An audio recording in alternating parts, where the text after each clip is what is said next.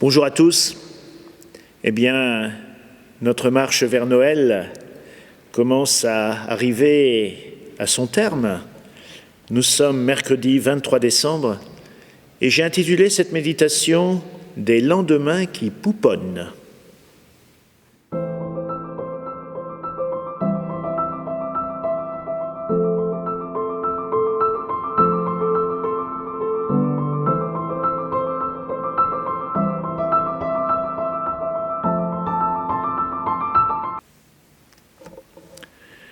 De l'évangile de Jésus-Christ selon saint Luc. Quand fut accompli le temps où Élisabeth devait enfanter, elle mit au monde un fils. Ses voisins et sa famille apprirent que le Seigneur lui avait montré la grandeur de sa miséricorde et ils se réjouissaient avec elle. Le 8e jour, ils vinrent pour la circoncision de l'enfant. Ils voulaient l'appeler Zacharie, du nom de son père. Mais sa mère prit la parole et déclara « Non, il s'appellera Jean ». On lui dit « Personne dans ta famille ne porte ce nom-là ». On demandait par signe au père comment il voulait l'appeler. Il se fit donner une tablette sur laquelle il écrivit « Jean est son nom ». Et tout le monde en fut étonné. À l'instant même, sa bouche s'ouvrit, sa langue se délia. Il parlait, il bénissait Dieu.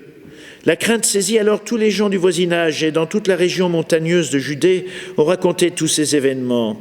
Tous ceux qui les apprenaient les conservaient dans leur cœur en disant « Que sera donc cet enfant ?» En effet, la main du Seigneur était sur lui. Joie d'une naissance, bonheur.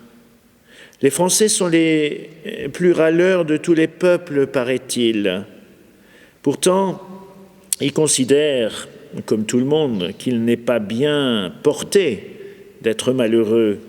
La publicité nous le dit souvent. Si vous n'êtes pas heureux, changez vite de lessive, de banque, de prestataire téléphonique, d'école pour vos enfants, de voiture, de curé, de conjoint. Oh, c'est pas bon. Un philosophe contemporain pointait ce qui me semble une sorte de nouvel ordre moral pour les nations occidentales, l'obligation d'être heureux. La manière de le réaliser semble à la portée des cartes de crédit. Achetons, consommons, et nous serons heureux. Le malheur et la souffrance sont quant à eux mis hors la loi, occultés. Normalement, ils ne devraient pas être pour nous. On devrait trouver vite des solutions, y compris pour la pandémie. Pourquoi ? Mais ce n'est pas si simple. Le malheur, vous savez bien, il n'est pas réservé aux pays arriérés, et nous en serions exempts. Le malheur, il n'est pas seulement pour les gens sans ressources, et nous avons des ressources. Le malheur, il n'est pas seulement ce que l'on regarde à la télé, mais le malheur, il s'invite chez nous, comme un convive que l'on n'a pas convié à une réception de prestige et qui n'a rien à y faire pourtant. Le malheur comme une maladie honteuse que nous n'aurions pas dû attraper. Alors la joie, le bonheur, nous devrions en être des grands experts, puisque globalement en France, même s'il y a, et c'est vrai, et peut-être de plus en plus, des zones de grande précarité, nous ne manquons tout de même pas globalement de l'essentiel. Pourtant, lorsque l'on pose la question « Alors vous êtes heureux ?»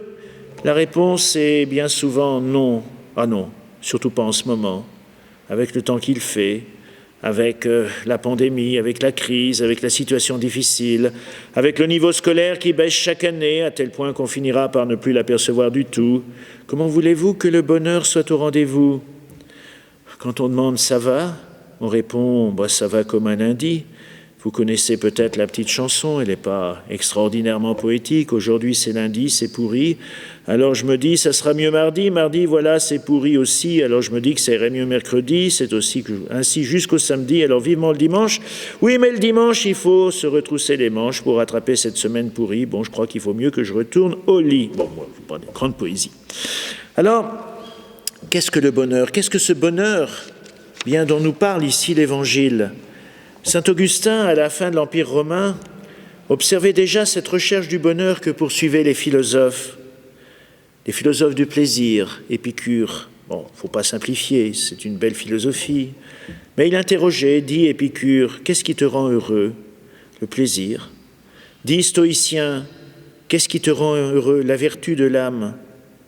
Et il interrogeait le chrétien, dit chrétien, qu'est-ce qui te rend heureux? Le don de Dieu, ce don gratuit qui me montre que je suis aimé, le don de Dieu. Pourtant, c'est pas toujours d'abord à Dieu qu'on pense quand on imagine le bonheur. Évidemment, quelquefois on voit la religion comme un régime, mais nous suivons Jésus qui a dit « Je vous ai dit cela afin que ma joie soit en vous, que vous soyez comblés de joie ». On ne vous quand même pas imaginer que Jésus ait dit ça sur un ton triste.